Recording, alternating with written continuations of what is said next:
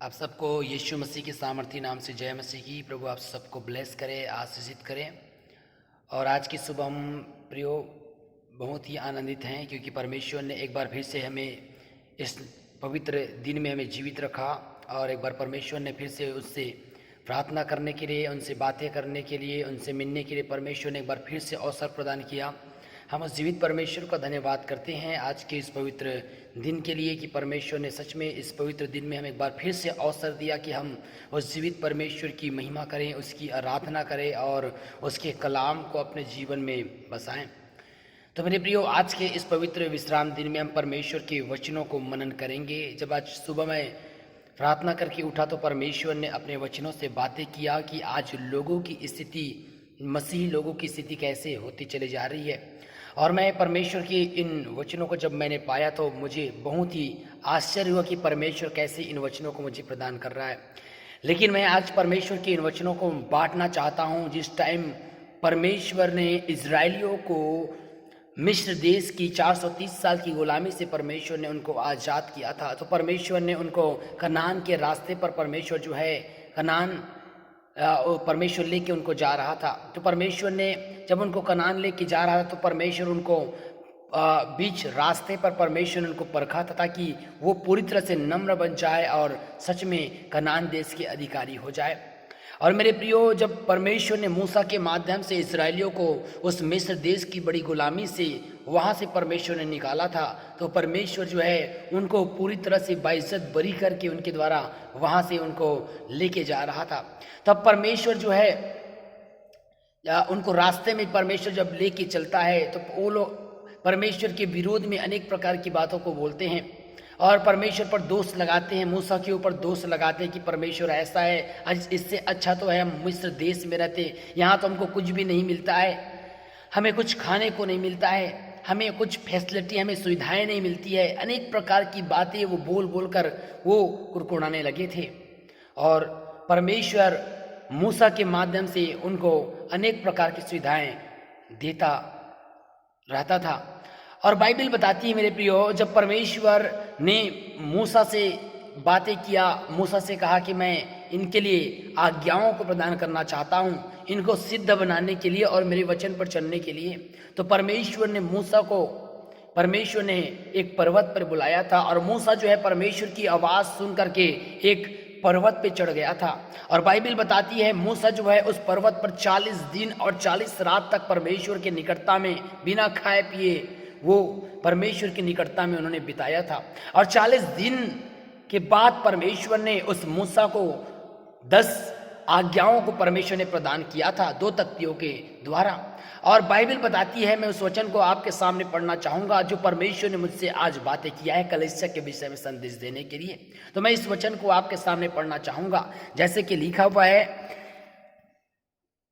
जब लोगों ने देखा कि मूसा को पर्वत से उतरने में विलंब हो रहा है तब वे हारून के पास इकट्ठा होकर कहने लगे, अब हमारे लिए देवता बना जो हमारे आगे आगे चले, क्योंकि उस पुरुष मूसा को जो हमें मिस्र देश से निकाल लाया है हम नहीं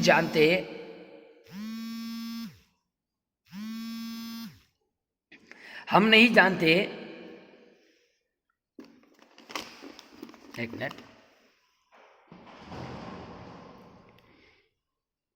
कि क्या हुआ। हारून ने उनसे कहा, तुम्हारी स्त्रियों और बेटे बेटियों के कानों में जो सोने की जो बालियां हैं उन्हें उतारो और मेरे पास ले आओ।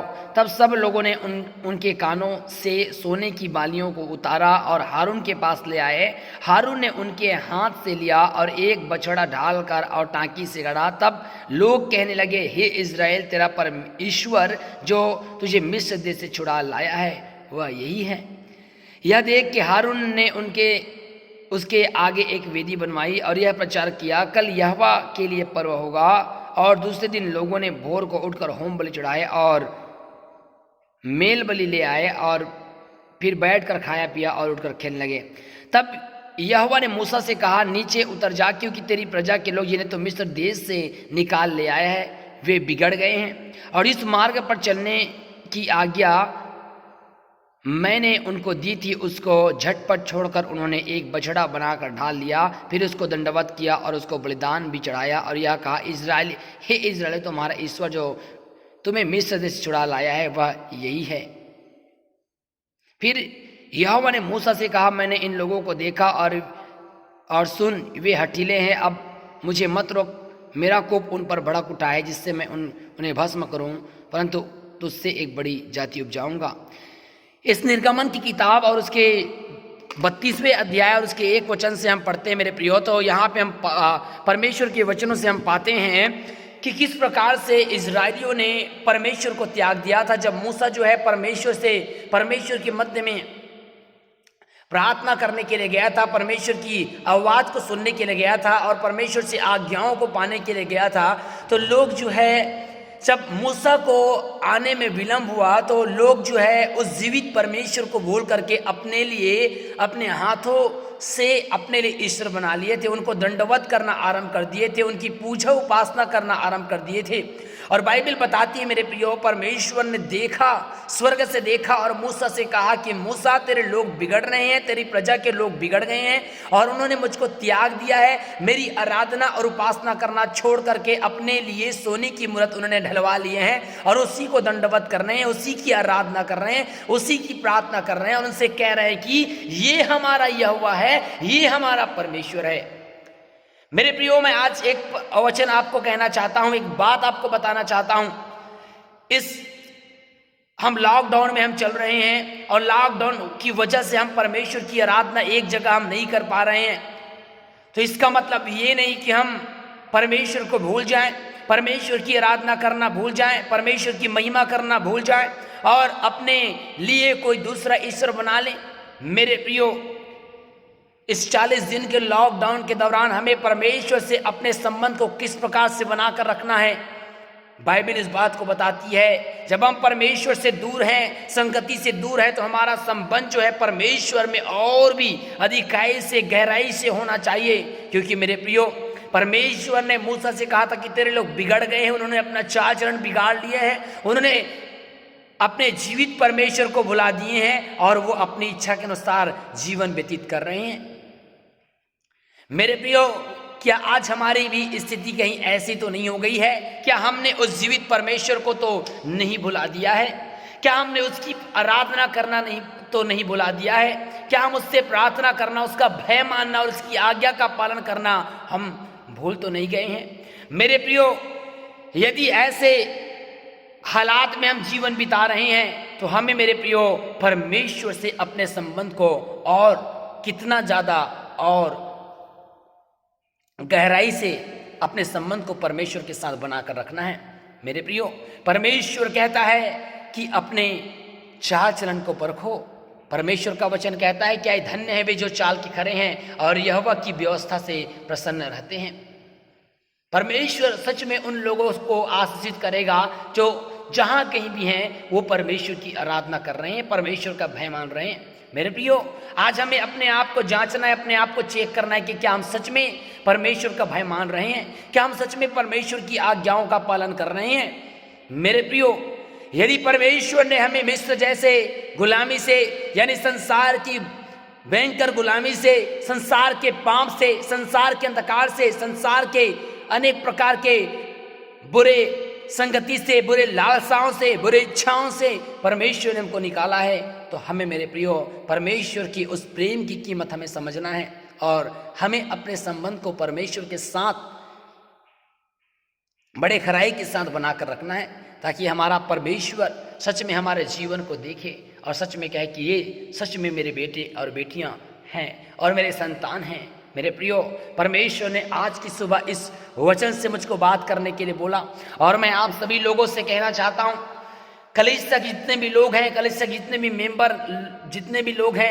मेंबर हैं और जितने लोग मुझे सुन रहे हैं, मैं उन सभी लोगों से कहना चाहता हूँ कि आप अपने संबंध को परमेश्वर से बना करके रखें, ताकि परमेश्वर आप सबको बहुत आयत से ब्लेस करे, बहुत आयत से आपको ऊंचा उठाए। और मैं आपको कहना चाहता हूँ, जैसे आने वाले टाइम में लॉकडाउन खुलेगा तो देखना आप अपने जीवन में जो परमेश्वर के लिए आपने किया है उसके द्वारा परमेश्वर आपको बड़ी बरकतों को देगा, बड़ी आशीषों को देगा। ये मैं आपके लिए भविष्यवाणी करता हूँ कि आने वाला टाइम जो है परमेश्वर हमारे जीवन में बड़ी बरकतों को लेके आएगा और परमेश्वर हमारे जीवन में अनुग्रह करेगा। मेरे प्रियो, उदास मत होइए कोई भी बात के लिए, क्योंकि इन सारी बातों के द्वारा परमेश्वर हम सभी लोगों को परख रहा है कि हम सच में परमेश्वर के साथ अपने संबंध को कैसा बनाकर रखे हुए हैं। तो मेरे प्रियो, परमेश्वर हमसे चाहता है कि हम परमेश्वर में अपने जीवन को सच में बड़े खराई के साथ बिताएं और परमेश्वर को प्रसन्न करें। ये परमेश्वर हमसे आशा करता है। तो मेरे प्रियो, हम अपने जीवन को सच में परमेश्वर को दें और परमेश्वर के अनुसार हम अपने जीवन को बिताएं, ताकि परमेश्वर हमसे प्रसन्न हो और परमेश्वर सच में हमें आशीषों को प्रदान करे। तो मेरे प्रियो, मैं आप सब लोगों से कहना चाहता हूं कि परमेश्वर को भाने योग्य जीवन बिताएं, परमेश्वर का भय माने, उन इजरायलियों की तरह ना बन जाए। बाइबल बताती है उन्होंने अपना चाल चलन बिगाड़ लिया था और उन्होंने परमेश्वर को भुला दिया था। तो मेरे प्रियो, कहीं ऐसा ना हो कि हम अपने चाल चलन को बिगाड़ें और परमेश्वर को भूल जाएं। पवित्र आत्मा आपके जीवन में अगुवाई करे, पवित्र आत्मा आपकी सहायता करे उसके मार्ग पर चलने के लिए। मैं आपसे आप सभी लोगों के लिए प्रार्थना करता हूं कि पवित्र आत्मा आपके जीवन में अद्भुत मिराकल करे, अद्भुत चमत्कारों को करे। यीशु मसीह के नाम से सब जन अपने आंखों को बंद करें। यीशु मसीह के नाम से आप सबके जीवन में मैं आशीष की घोषणा करता हूं, चंगाई की घोषणा करता हूं। पिता परमेश्वर, नासरत के यीशु मसीह के सामर्थी नाम से पिता आपके चरणों के पास आता हूं। खुदावन परमेश्वर, धन्यवाद करता हूं खुदावन परमेश्वर आज के इस सामर्थी वचन के लिए। खुदावन परमेश्वर, मैं आपका धन्यवाद करता हूं कि आज खुदावन परमेश्वर, आज की सुबह खुदावन परमेश्वर में आपने पिता परमेश्वर वचनों को, पिता परमेश्वर आपने वचनों से हमें बातचीत किया, वचनों को सुनने का अवसर प्रदान किया। हम आपका धन्यवाद करते हैं। पवित्र आत्मा सच में प्रभु, हम सच में प्रभु जी आपको भाने योग्य जीवन बिताएं और आपकी महिमा करते रहें खुदावन परमेश्वर। ओ राजा, तेरा धन्यवाद करते हैं पिता। जितने भी लोग खुदावन परमेश्वर जो मसीह कहलाते हैं, जहां कहीं भी हैं खुदावन परमेश्वर, सच में प्रभु आपके भय में जीवन बिताए और आपके आज्ञाकारी होकर पिता परमेश्वर आपको भाने योग्य जीवन बिताते रहने पाए। मैं सब लोगों के लिए प्रार्थना करता हूं यीशु मसीह नासरी के नाम से खुदावन परमेश्वर। यीशु प्रभु, आप हर एक के ऊपर दया करें, हर एक के ऊपर अनुग्रह करे। पवित्र आत्मा तेरी सामर्थ उनके जीवन में आए, तेरा अभिषेक उनकी अगुवाई करे। पवित्र आत्मा तो उनकी अगुवाई कर, यीशु मसीह के नाम से खुदावन परमेश्वर धन्यवाद करता हूं। हर एक लोगों के जीवन में आप काम करें। पवित्र आत्मा तेरी सामर्थी अभिषेक के द्वारा जितने लोग बीमार हैं, मैं बीमारों के लिए प्रार्थना करता हूं यीशु मसीह के नाम से। ओ धन्यवाद करता हूं, ओ मास्टर तेरा धन्यवाद करता हूं, ओ यीशु तेरा धन्यवाद कर। जितने लोग बीमार की दशा में पाई जाती है, यीशु मसीह के नाम में तेरे चंगाई की सामत को छिड़कता हूं। ओ रबा शक्के नला रेबे शंदला रबोला रबा शखंदला रबा, ओ रबला रबा शदनला रबला रेबिली रेबी शखिंदला रबोल रेबी रिगंदनला रबला रबा शदनला रबोल रेबिली रेबिली रबा शदनला रबा, ओ रबा शक्के नला रबला रेबिली रेबी शक्के नला रबला रबा शदनला रबला रेबी, ओ रेबा शखनला रबला रबला रबला रबला रेबिली रेबिली रेबी शदनला रबोल रबा।